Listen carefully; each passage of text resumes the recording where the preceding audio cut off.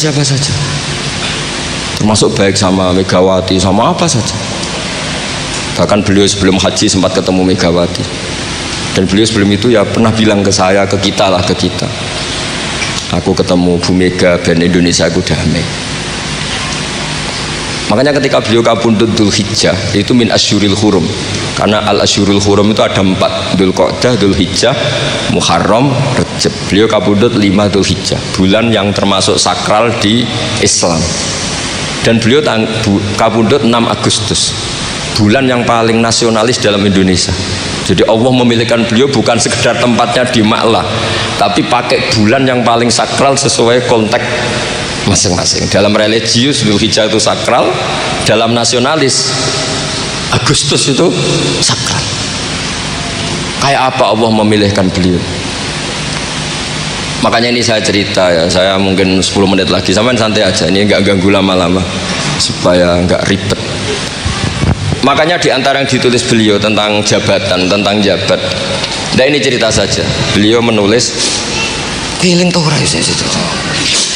Sekarang halaman 37. Nanti kalau yang nggak paham ngaji sama Pak Sukron, sudah tak ijazahi tadi. Mobil tuh.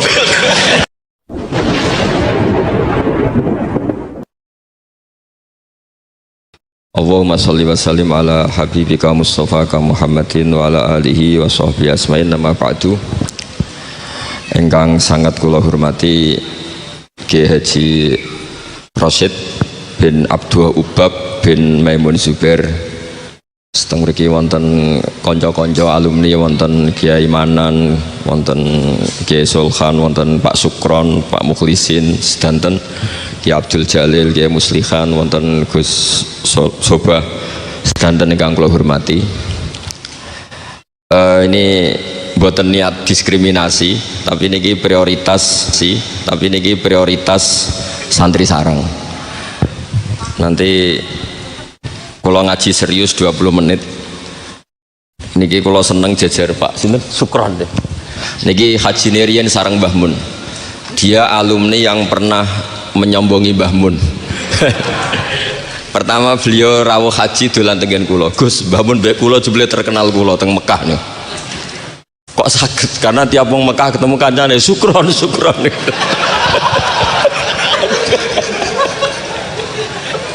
Dan itu beliau matur ke Mbah Mun, Mbah kalau tuh mriki terkenal banget. Kok iso Kron? Tiang-tiang mulai Sukron. Ini alumni yang luar biasa nih. Kakak kelas kula 2 kelas ya. Nggih. 2 kelas. Niki nggih kanca kula, nggih musuh kula. Tapi nak tengah akhirat pun mboten wani musuhi kula, pun benten kelas mungkin. Mergi kula digiring kalian tiang-tiang sing hafal Quran, ya mbake wis sing hafal jurumiyah. Mboten kelas ya, gimana tengah akhiran mboten. Tapi tak goleki pas ukuran ya. Nggih. Goleki. Itu goleki mangke. Kula badhe matur serius sekitar 20 menit nggih. Kula suwun ini khususnya alumni, tapi tidak niat diskriminasi, sinten mawon boleh mendengar ini, karena yang tidak alumni pun kula yakin gadah mahabbah teng Mbah Mun. Kula kados Gus Rosid nderek matur nuwun sanget doa jenengan teng Mbah Mun, teng Nyai Mastia, teng Nyai Fahima, teng Gus Kamil, teng sedanten Mas saya sarang. Kenangan-kenangan ingkang sae, ingkang musalsal ila Rasulillah sallallahu alaihi wasallam. Akhir-akhir ini Yai sering maos kitab Maslakut Tanassub. Niki kula waos langsung halaman 3. Niki wonten Kiai Abdul Manan, wonten Gus Rosid. Niki kula gadah napa nggih? Gadah unek-unek, gadah karep supados apa yang ditanamkan Mbah Mun itu jangan sampai diriwayatkan kilan al-qila wal qal, tapi sampai pada titik mudawan, dibukukan. Saya berkali-kali dapat sanad ini, dan itu tidak hanya saya, semua alumni sarang, bukan hanya alumni Anwar saja, juga semua alumni sarang, karena tergabung di Madrasah Ghazaliyah. Mbah Mun ketika haji tahun 1421 dan 1422 Hijriah. Iku beliau ngendikan dalam halaman 3 niku wa qatin toba'a fi qalbi mimma fihi al-atharu thayyibah fi nafsi. Maka fil marrati tsaniyah bima fihi min takhmidil ainain. Ghamattu fiha ainayya wa qultu la ilaha illallah wa fi akhiril karat Muhammadur Rasulullah. Terus beliau ditalkin dzikir sama Said Muhammad di tahun 1422.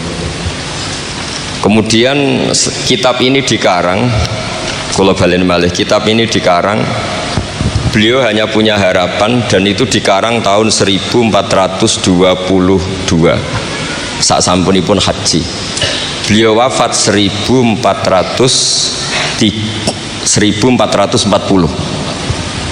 Dados terpaut pinten tahun niku? 8 tahun nggih. Pinten 18 ya? 18 tahun. Niki kula waos nggih, betapa yang diinginkan beliau itu kesampaian. Dari tahun pinten 1420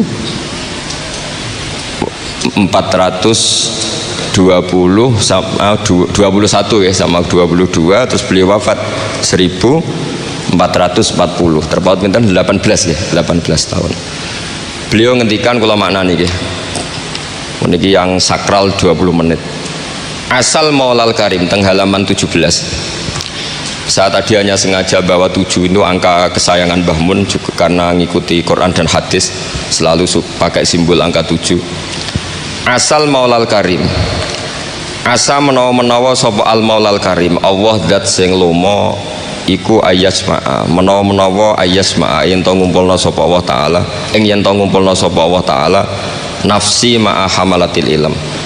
Di saya ngarang ini semoga Allah mengumpulkan saya, kata Mbah Mun, ma'a hamalatil ilmi sertane wong-wong sing gawa ilmu min ulama'i hadhil ummah, saking ulama'i hadhil ummah, wabil akhosilan klan khusus ulama ahlil bait atau ulama'i ahlil baiti ayyaj ma'a nafsi ma'a ulama'i ahlil bait. Jadi keinginan beliau, saya ngikuti talqin ini, saya mengarang sanad ini, saya mengijazahkan sanad ini. Jadi memang beliau menulis itu 3 kali, mengabadikan, mengijazahkan talqinu dzikri, kemudian berharap itu manfaat. Dan keinginan beliau, saya ingin kumpul ulama hadhil ummah wabil akhos ulama ahlil bait, yaitu ulama-ulama ahli bait Rasulullah sallallahu alaihi wasallam, alladzina rupane wong akeh khassa kang nertemtokno hum alladzina sapa Allah taala bi khassa iso kelan pira-pira kekhususan layak alamu kang ora mirsani azamataha ing keutamaane khassa sapa illallah taala sapa Allah taala. Dados keinginan beliau 18 tahun yang lalu itu tercapai juga tidak sekedar maknawiyah saja, tapi secara jusmaniyah. Kalau secara maknawiyah tentu Mbah Mun itu sangat dekat dengan ulama ahlil bait maupun yang tidak ahlil bait, yaitu ngurmat santri, nasrul ilmi, tarbiyah dan seterusnya. Tapi Allah nuruti beliau tidak sekedar maknawiyah sampai secara apa? Jusmaniyah. Karena makam beliau di Ma'lah bukan sekedar Ma'lah, tapi benar-benar Ma'lah yang dekat Sayyidah Khadijah. Agak ke bawah ada Sayyid Muhammad, Sayyid Alawi, Sayyid Abbas. Agak bawahnya lagi Syekh Nawawi Banten. Terus agak samping ke kanan, kalau dari arah Masjid Haram itu di situ ada Dorih atau makamnya Syekhina Kiai Haji Maimun Zubair. Jadi jam'unya itu jam'un rohaniyatan wa jam'un apa? Jusmaniyatan. Jadi ini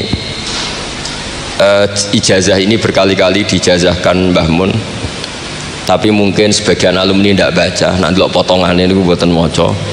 Dan ini kalau bantu, kalau yakin, hakul yakin dan suul yakin, Pak Sukron ini moco lebih niki. Dua ini kitab gak mergi kalau suka nih, Pak. Seniki mun innalillahi wa inna ilaihi rajiun. Nang dindi ngaku muridé Mbah Mun ngarang opo bagus.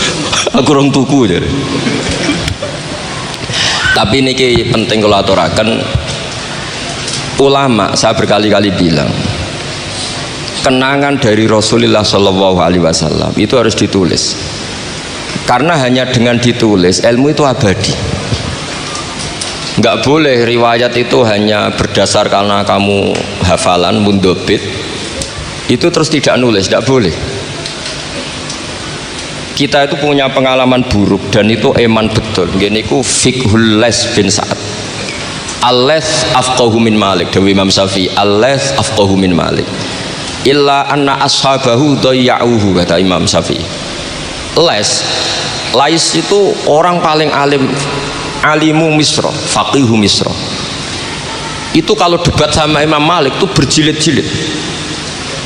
Tapi ashabu Malik itu lebih peduli terhadap pikiran-pikirannya Imam Malik, sementara ashabul Les itu enggak, sehingga enggak ada madhabnya hilang. Jadi nasib ulama yang madhabnya hilang itu Les bin Sa'ad, kemudian Sufyan bin Uyainah, ini semua gurunya Imam Malik. Sufyan As-Tsauri juga gurunya Imam Malik, gurunya Imam Syafi'i. Nanti nasibnya Mbah Mun kalau tidak ada yang mentadwin, membukukan, akan seperti itu, karena orang akan menafsirkan tidak dengan panduan guru-gurunya ila Rasulullah Shallallahu Alaihi Wasallam. Sehingga Habib Salim Asy-Syatiri itu punya karangan ya tentang tafsir, namanya An-Nafahat Al-Haramiyah atau Al-Fawaid Asy-Syatiriyah. Kalau gadah kitab sekitar 2 jilid. Mbah Mun itu dulu ngajar kita Faidul Khobir fi ulumil Quran, fi ulumit tafsir. Rian ngajar seminggu 2 kali di MGS. Ini Pak Sukron ya, termasuk alumni MGS, berarti pernah sekolah berapa kali Pak diulang Mbah Mun? Seminggu 2 kali. Jeleng seminggu 2 kali. Khatam. Tak kok khatam gak boleh. Jujur itu baik. Jadi jujur itu baik. Nah, barokahnya mudawan, saya beri contoh satu, betapa resikonya andekan ilmu itu tidak mudawan. Ya kayak Khawarid itu. Khawarid itu orang yang ibadahnya khusyuk, tapi itu kecelakaan bagi sejarah umat. Sampai Nabi ngendikan syarru hadil ummah al khawarid syarrul khalqi wal khaliqah. Orang Khawarid itu buruk-buruknya makhluk, ini Kak sabda Rasulullah Shallallahu Alaihi Wasallam. Karena orang Khawarid itu menganalisis nubuwah itu dengan pikirannya sendiri, bukan dengan pikiran sing mudawan musalsal ila Rasulillah Shallallahu Alaihi Wasallam. Saya beri contoh yang paling gampang. Ketika corong semangat tawaf, tapi Nabi unik, semua sahabat itu tawafu mus'atan, semua tawaf secara jalan kaki. Padahal kayak apa kita diusir dari Mekah, kayak apa kita meninggalkan Mekah secara tidak terhormat. Mestinya Fathu Mekah yang diperjuangkan mati-matian itu menjadikan hal yang luar biasa. Dan kita punya kaidah al-ajur bi qadrit ta'ab, bahwa pahala itu sesuai tingkat kesulitan. Tapi Nabi itu unik, semua sahabat itu tawaf jalan, tapi Nabi itu tawaf rakiban. Nabi dengan santainya naik unta, kemudian beliau tawaf. Itu andekan tidak ditadwin, tidak dibukukan oleh ulama-ulama, termasuk Imam Nawawi yang ngarang Majmu', maka orang Khawarij atau yang sejenisnya, nggak usah diterjemah garis keras atau garis apa nanti sensitif, pokoknya Khawarij dan sejenisnya. Dan itu di Mekah, jadi kamu jangan ngait-ngaitkan dengan Indonesia. Itu mesti menafsirkan kok enak Nabi lengas-lengas numpak unta sing liyane melaku. Tapi barokahnya tafsiran ulama itu dibukukan. Nabi yang saat itu tawaf rakiban, ya, Nabi yang saat itu tawaf secara berkendara itu afdolu mungkin bi alfi fadilatin sampai ila mala nihayatallah daripada yang tawaf masyian. Karena yang tawaf berjalan itu hanya melakukan satu kaidah bahwa al-ajru bi qadrit ta'ab. Tapi itu punya resiko fikih jangka panjang. Andai kan Nabi ikut tawaf jalan, maka akan dianggap syarat sahnya tawaf harus berjalan. Dan itu kita kesulitan ketika kita setengah lumpuh, setengah sakit. Lalu kalau kita pakai kursi roda, pakai skuter, dalilnya apa? Barokahnya Nabi tawaf rakiban, maka ada solusi, ada referensi kalau kita tawaf tidak masyian, yaitu dengan cara naik kursi roda dan yang lain-lainnya. Maka ketika Imam Nawawi Maka yang dilakukan Nabi itu fardun alaihi. Nabi melakukan itu harus, karena Nabi harus menjelaskan ke umat bahwa tidak termasuk syarat sahnya tawaf adalah secara berjalan, tapi naik juga boleh. Itu andaikan tidak ditadwin oleh ulama, maka pikiran ini tidak sampai kita. Dan kita rodok-rodok khawarid, kok enak Nabi, padahal Nabi pas itu ya sehat. Nah sama, ketika Mbah Mun ngersakno Gus Yasin jadi wakil gubernur, juga abahnya Gus Rosid ini Gus Subab kerso jadi DPR RI, Gus Kamil ya ketua DPR Rembang. Itu maka menjadi fikih bahwa ulama itu tidak harus berhadapan-hadapan dengan negara. Buktinya orang sekali Mbah Mun putrane diminta disuruh mengkhidmati negara. Sehingga harus menjadi tradisi besar bahwa ulama dan umarok tidak harus berbenturan. Bukan masalah menangkal. Coba kalau itu tidak ada rawinya, paling golek gaji, paling golek duit. Loh itu kan ruwet. Itu tafsiran khawarid.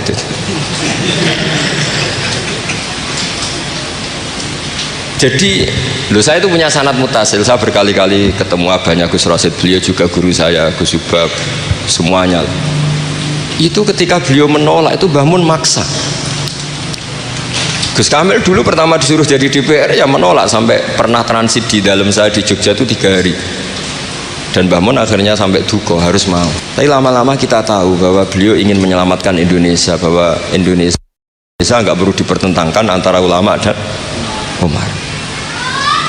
Nah, itu harus terus. Karena kalau kita ingin versi tertentu, pasti Indonesia itu chaos. Chaos itu ya chaos lah. Huru hara. Kalau huru hara terjadi safkut dima, pengaliran darah, yang dosa kita. Makanya Mbah Mun sering cerita ke kita. Saya tidak pernah bilang saya, ke kita. Semua santrinya levelnya sama, karena sama-sama dengar. Bedanya lali mbak eling gitu dok. Ambek paham sama tidak paham itu dok. Sebetulnya saya ingin bilang saya, karena saya berkali-kali khasoni bidzalika syekhuna, tapi kita semua sama lah, sama-sama mutawatir sama. Fiqhus siyasa atau fiqhul imamah atau fiqhul khilafah, terserahlah bahasa sampeyan, itu juga harus diwariskan. Sehingga dulu sampean tak ceritani, dulu yang semi-semi khawarij itu ya sudah banyak. Wah Nabi itu harus ngomong akhirat terus, masa Nabi jabat. Oke, dari segi jabatan itu duniawi, kesannya buruk karena jabatan itu duniawi. Tapi kalau dibalik, atardo ayyaku nasolihu tahta yadidz zalim. Kue ridho kalau orang-orang yang nggak sholat, nggak cewek, nggak istinja mimpin wong soleh. Mesti harus dibalik, harus membolehkan orang soleh yang mimpin orang dolim. Jangan dibalik, wong soleh pokoknya yang masjid kabeh wiridan kabeh dipimpin wong dolim hanya karena kamu mengharamkan politik. Jadi orang itu harus ngerti. Makanya ketika beberapa nabi itu harus kita tahu, ada nabi yang ngaji terus kayak Nabi Yahya, Nabi Isa. Ada yang nabi yang seumur-umur itu jabat kayak Nabi Dawud, Nabi Sulaiman. Kamu boleh meniru Nabi Dawud, Sulaiman jabat, tapi nggak boleh meniru istrinya 1000. Itu 4 saja masalah kita. Sitok wis kudu pegatan ya gitu. Rai-rai gak meyakinkan ini 1 aja sudah. Tapi itu tidak saya loh.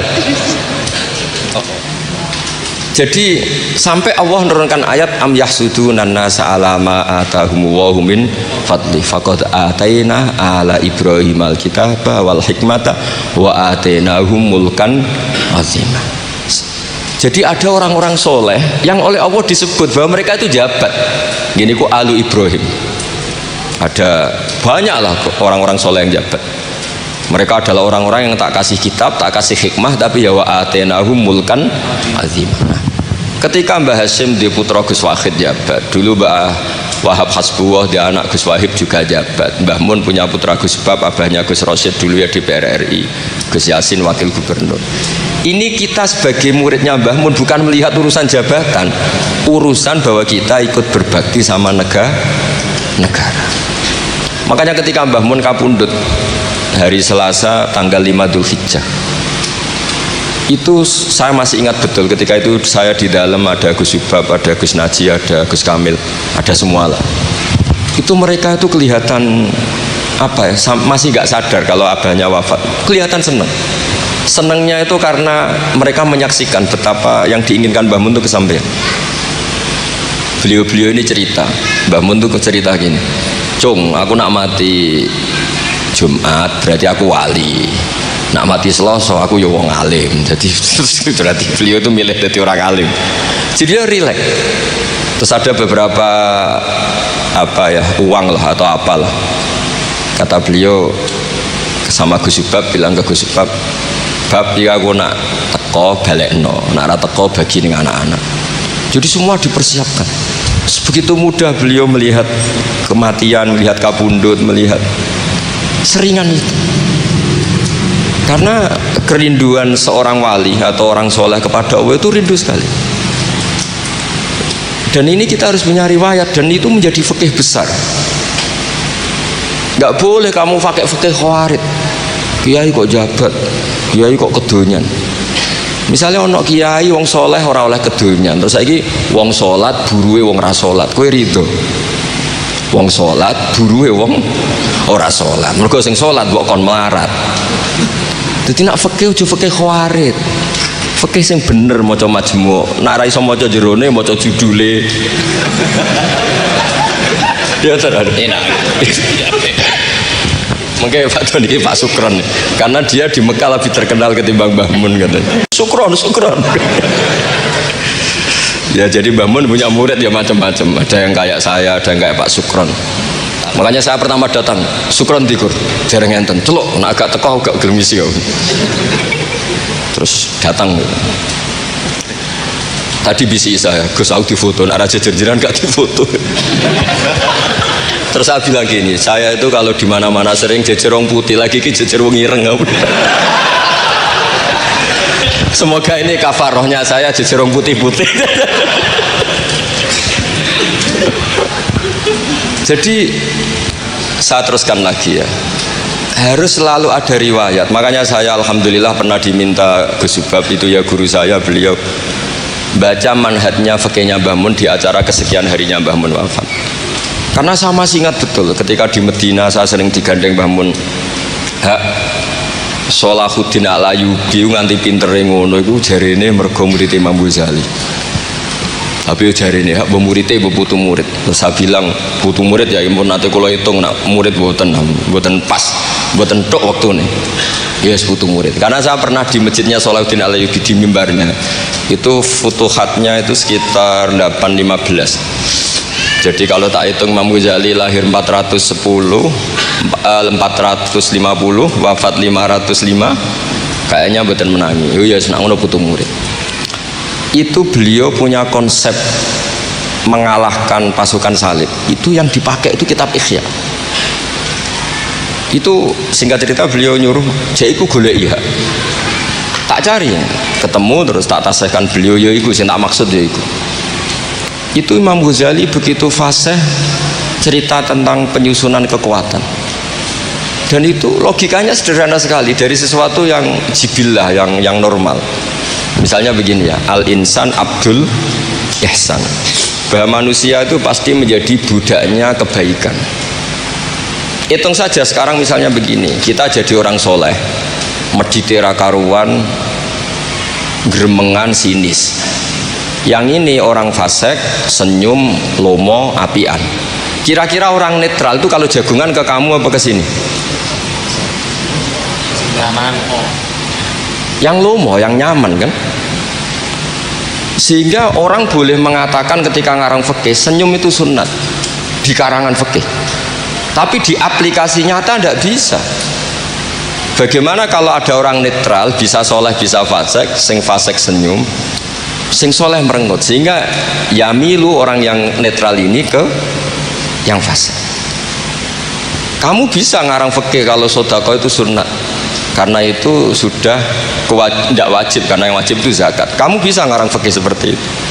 Tapi kalau dalam tatbiki tidak bisa. Misalnya saya orang soleh hidup di tengah kota, atau orang soleh hidup di pedalaman, terus saya medit mentang-mentang sudah zakat, nggak pernah sedekah.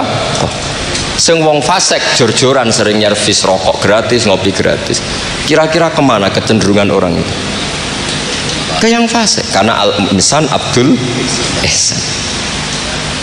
Nah hal-hal seperti ini tuh yang dikaji Imam Ghazali kemudian itu menjadi inspirasi Salahuddin Al-Ayyubi.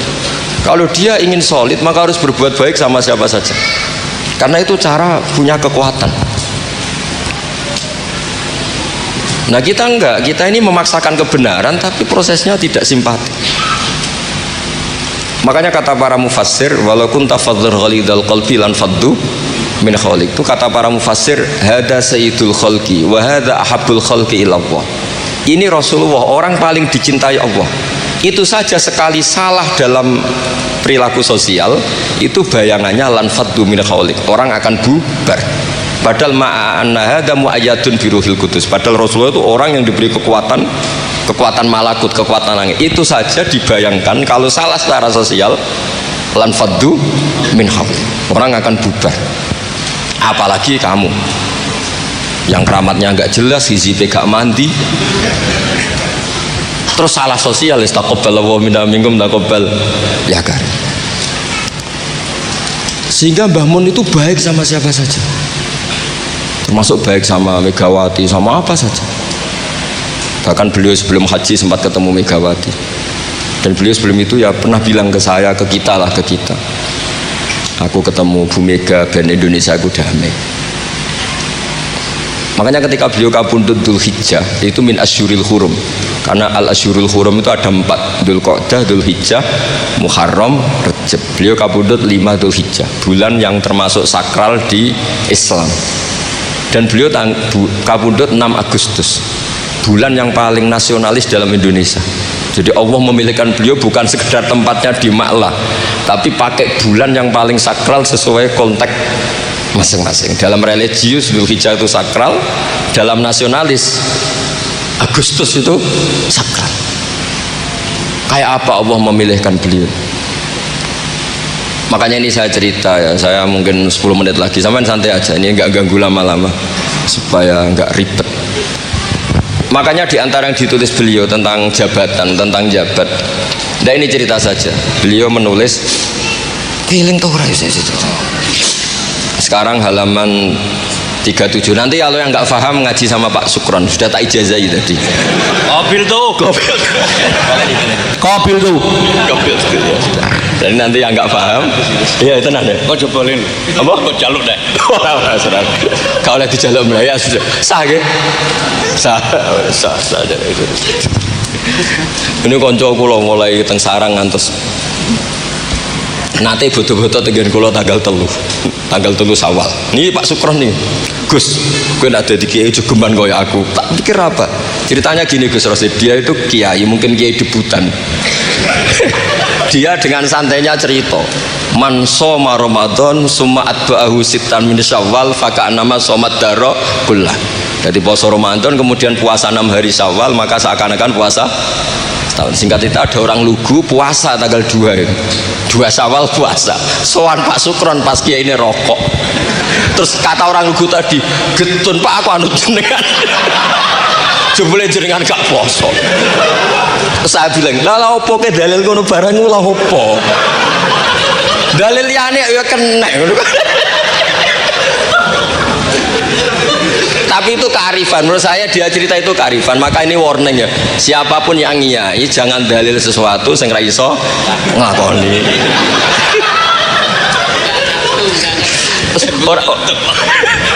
Ini ilmiah gak apa-apa. Lho kula lah ora pati wani dalil sing ngoten-ngoten ora wani mergo wong santri sarang bebas ora usah dirakat bebas. Mau ping 6. Tambah seping 6. Dari bangun setahun buat memang ini didikan sarang yang keterusan. Mbah Mun itu kan mengharamkan santri tirakat. Iya. Jadi santri ora usah tirakat. Santri sarang ora usah tirakat. Mondok sarang tok iku tirakat. Ngopi yo banyune wasin. Kadang ape ning WC yo iku ning lembak-lembak. Wis banyu asin gone sesekan ra di duweke wis suwara tenan ngono. Jadi ra usah tirakat itu wis tirakat. Jadi saya ulang lagi ya. Al-fiqhu, fikih itu harus mudawwan. Saya yang sudah kecelok alim saja itu sering nggak tahu kalau itu tidak ditulis oleh ulama-ulama kita. Kayak tadi, kenapa Nabi tofa rokiban? Padahal Nabi juga yang mengajari al-ajru bi qadrit ta'ab. Andai kan Nabi tidak tawaf rakiban, maka kita akan kesulitan nyari referensi bagaimana hukumnya tawaf pakai kursi roda. Barokahnya Mudawwan dianalisis oleh Imam Nawawi dan seterusnya, bahwa Nabi tawaf rakiban adalah wajib bagi beliau untuk memberi pelajaran bahwa itu sah. Coba kalau nggak ada penjelasan itu, mungkin orang menduga-duga Nabi ku piye dipek menangi dewe, mau khawarit sama nanti pikiran. Dan itu harus ada yang Mudawwan. Sama seperti Nabi Dawud, Nabi yang jabat, Nabi Sulaiman, Nabi yang jabat, supaya jabatan itu tidak